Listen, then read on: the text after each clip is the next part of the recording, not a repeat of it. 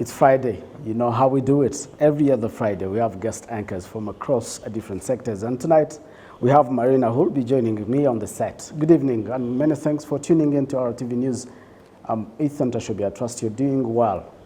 Now, the Ministry of Education is urging parents and educators to join efforts in ensuring that studies continue while preventing the spread of COVID-19 pandemic. This comes as the government confirms that the second term will start this coming Monday. Gloria Mutesi reports. Following the government's decision to keep the current school calendar running, the Ministry of Education has announced that students will be able to return to schools starting this Sunday. This has been welcomed by parents who say they are ready to send back their children to school. They also acknowledge that they've tried to protect children against being affected by the virus during their holidays that are now concluding and vaccinated all those that were eligible. We are indeed ready to send them back to school. I was able to sign for my child to be vaccinated. While they were at school before, we signed for them to be vaccinated. 2 of my children got the jab, others are still young. Meanwhile, in some schools, they are painting classrooms, repairing chairs and washrooms. Some school officials acknowledge that preparations are well underway as they prepare to help students protect themselves against the pandemic. We have hand washing stations. We are repairing those that need to be repaired. We have soap at all the stations, and we have 2 isolation rooms. And once the students return, we shall help those that haven't been vaccinated to get their jabs.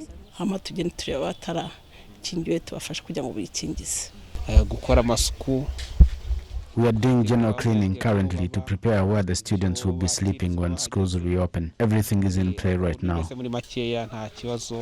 The resumption of school comes at a time when the COVID-19 pandemic is on the rise, largely due to the Omicron variant. The Minister of Education, Dr. Maria Valentin, says teachers and parents must cooperate to ensure learning continues smoothly while preventing the spread of the pandemic. This requires our cooperation, as we all know that going by the resolutions, health officials might lock down places with high clusters of infections, and this can happen too in schools. As you know, schools bring together many people in close proximity. Therefore, they need to be protected at all times. Education Minister also says the ministry is developing a fresh guidelines that will help the school administration and students to take steps to prevent the spread of the virus. We are developing new guidelines in collaboration with the health sector because the pandemic is escalating. For now, we shall continue assisting them with already set guidelines, but we're working to find other solutions to prevent the rapid spread of the virus amongst students. The Ministry of Education also announced that it has decided that all teachers should get the booster vaccine dose before the school starts this coming Monday. The Ministry of Education also says the vaccination campaign for students shall continue, especially for the 16 districts where the campaign hadn't started yet. Reporting for RTV News, Gloria Mutesi. Many thanks, Gloria, for that report. Still on the same subject, during an interview with my colleague Jean-Pierre Kagabo, the Minister of Education, Dr. Maria Valentin, has called on all stakeholders to ensure safe reopening of schools, even amidst the surging COVID-19 infections, such that the government is not forced to close the schools in the middle of the term.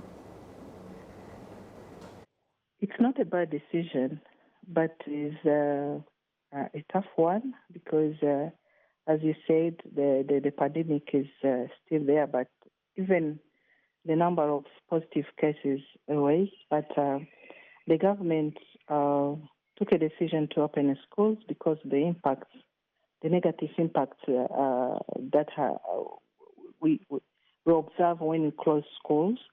But it doesn't mean that if there is any burning issues that raised based on the number of positive cases that we may have in the schools. In different schools, we may decide case by case, not the whole country, because the positivity rate is not the same across the country. That is why we will be assessing, monitoring what will be happening in different schools and take a decision according to the specific schools, as I said. So it's not a bad decision. It's a good one, but it requires a lot of attention, a lot of work on the side of the schools, the leadership, the parents as well, and as leaders in education. My message would be to keep preventive measures, because it is better to prevent instead of dealing with the cases when they are becoming more and more in different schools. So I'm inviting all different partners in education, meaning here I would even start with parents, because the parents are the first stakeholders we have in education, because those children are coming from different families. But also leaders of the schools, local government. We had the opportunity to discuss about it this morning. We had a meeting. But I'm inviting every Rwandan to help us facilitate or help the students when they are on their way to the schools, but when they are at the schools, they are with teachers and school leaders. But when they are home, they are with parents. The parents have to help us. And here I want also to mention about the transportation of the students that we start on Sunday. We invite parents to send the students early in the morning, not late in the afternoon, because they may spend nights before they may need to have where to spend the night if they arrive at a given destination a bit late. So we are inviting parents to be careful and send their children early enough to help us facilitate them to reach the school early enough. So we are inviting all partners in education, including education sector, local government, parents, every Rwandan to facilitate this exercise, because it is not, as you asked in the first question, it is a decision that was taken during a period where we still have a huge number of positive cases, but the government judged that it is good to open schools and see what happens, but it requires a much effort from all of us. The Minister of Education, Dr. Valentin Wamaria. Now, moving on, some of the hotel and restaurant operators in Kigali said that the release of the list of establishments that have been recently sanctioned for violating COVID-19 prevention measures have caused confusion to them. For the penalties they say they have already served. They also point out that this has also affected their services, because their customers are making reservations in other hotels thinking they are closed. Olive Nete reports. On January 6, 2022, Rwanda Development Board released a list of 18 hotels and restaurants that have been sanctioned for not complying with COVID-19 preventive measures. Airport Inn Hotel has been shortlisted as one of the hotels that are to serve a 3-month temporary closure and a fine of 150,000 Rwandan francs. Charles Kaisire, the owner, explains the situation and also notes that the penalties in this announcement are of last year and that it has caused confusion to their clients. At the airport, some of the passengers that came from Ethiopia received a list of closed hotels, and our hotel is also included. And as you can see, we are working. We request that whoever did the report should be clear on the hotels that were sanctioned last year and the recent ones. Some of the passengers from different countries that made reservations to these hotels say that this confused them at the arrival and request that it should be clear to avoid additional expenses that may be done because of misunderstandings, such as booking other hotels. I had a call from my sister. She called and she was like, which hotel are you coming in? And then we mentioned this one, Airport Inn Hotel. But then she said it was closed and it was penalized with, I think, 150, that's what she said.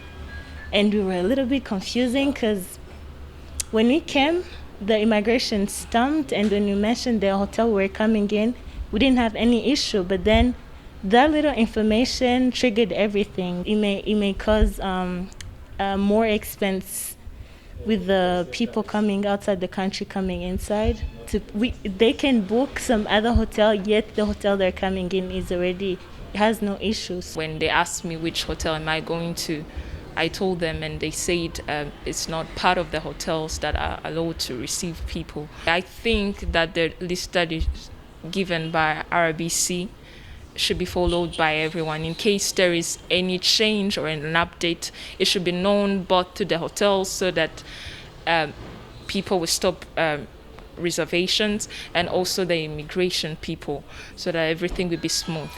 On the other hand, other hotels and restaurants that did not face such penalties note that they are constantly following COVID-19 preventive measures to avoid any penalties and also avoid further spread of the virus. Toute la superficie, ce qui fait vraiment beaucoup d'espace entre les tables. As you can see, I've removed some of the chairs to create enough space, and we're allowed to have 75% of our capacity. People are requested to show vaccination certificate before entering the hotel, and we also have different instruments that measure the temperature and make sure that everyone is safe before they access the facility. 300,000. We only have one person to supervise if people are respecting COVID-19 measures, but also reinforce the measures. We added another worker to supervise if measures are being respected. There are only two options: either you follow the rules, or if you don't follow them, you face the penalties. The head of Tourism Regulation Department at Rwanda Development Board, Emmanuel Nsabimana, has noted that hospitality establishments ought to fully understand and take ownership of the health guidelines to avoid sanctions.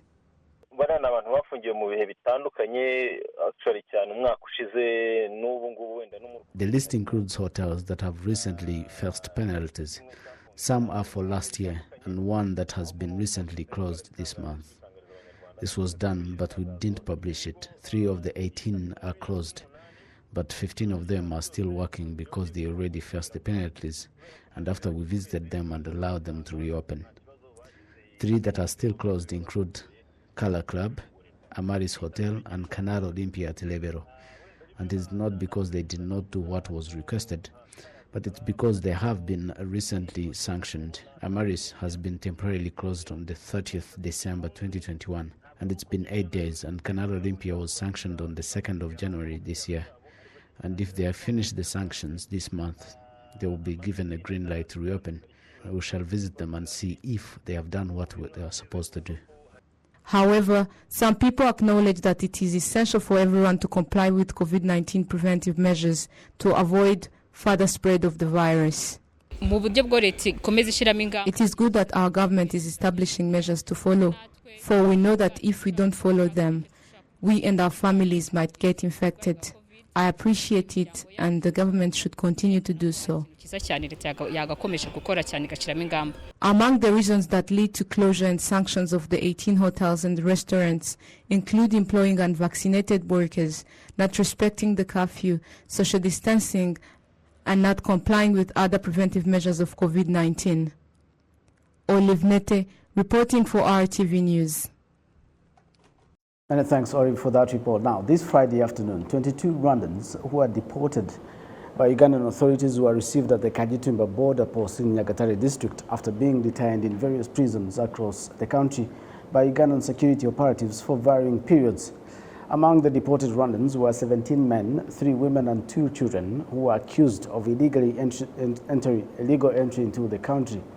Some of them say that in the prisons they were imprisoned, they were subjected to torture, including beating and even forced labor, including brick making, maize and maize cultivation, and many others. The Rwandans who were deported from Uganda on Friday follow thousands others who have been deported from Uganda over the last years for various reasons, who have also passed through various borders that separate Rwanda and Uganda, and these include Kagitumba, Gatuna, and Chanika border posts. Now, another story is Rwandans living in Congo-Brazzaville have paid health insurance coverage to nearly 1,000 disadvantaged people, of which they donated about 3 million Rwandan francs. The donation was handed over to the Minister of Local Government by Dr. Richard Mihigo, who is the leader of the Rwandans living in Congo, Brazzaville.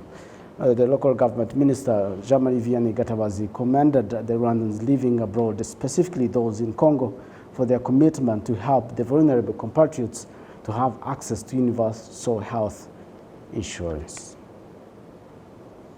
Now, carpenters and artisans that operate within the old Musanze handcraft and furniture market are asking to be relocated to the new one in Machinyaga that is complete but not being utilized. It is expected to receive more than 200 people in the first phase. Gloria Mutesi has more. Musanze's old handicraft and furniture center is located on the outskirts of Musanze bus park. Various artisans say that working there puts their lives at risk due to the overcrowding of the workers, including members of the Duhaguruke Kora cooperative, which has more than 300 members. They say this place no longer serves them, considering their work expands by the day. For instance, in case a piece of wood falls, it would cause accidents because of the overcrowding. We can't work freely. Also, when it rains heavily, as you can see, there is no roof. It requires us to seek shelter and cover the wood, which sometimes gets spoiled. This is a serious challenge. Working here is challenging. As you can see, we don't work freely. This is a very small place. We compete for space with cars. So definitely, we have concerns over our working conditions. The artisans say all the necessities can be put in the new Musanze Handicraft Center that is built in Buchinyana cell in Chuve sector because it is a much more vast space for them to be relocated there as they've been promised before. We wish for us to be relocated to this new center because we know it is now complete and it is way bigger than this one. We don't know why we aren't shifting. We hope that they could tell us a specific day when all things will be at par so that we shift to this new center and work better.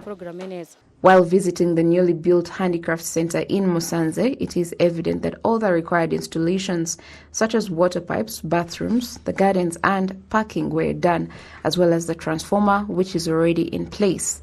Asked why the new artisan center isn't open yet, Musanze District Mayor Ramuri Janvier said there are some issues related to electricity that are still being resolved. That new center will require to use machines that use a lot of energy. So we are working with the Rwanda Energy Group, and we believe they are following up on this issue for the people to start relocating to the new market.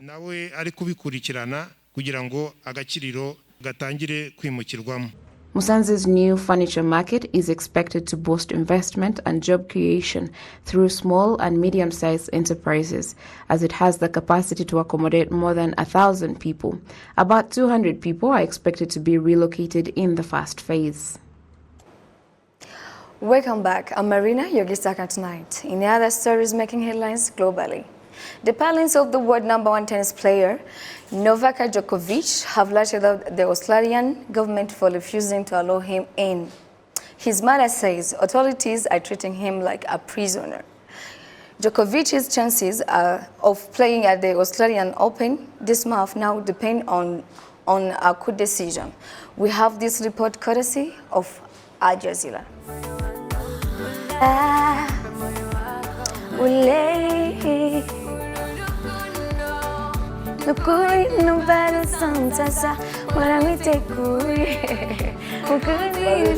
Yes. So happy to have Marina in the studio, man. See?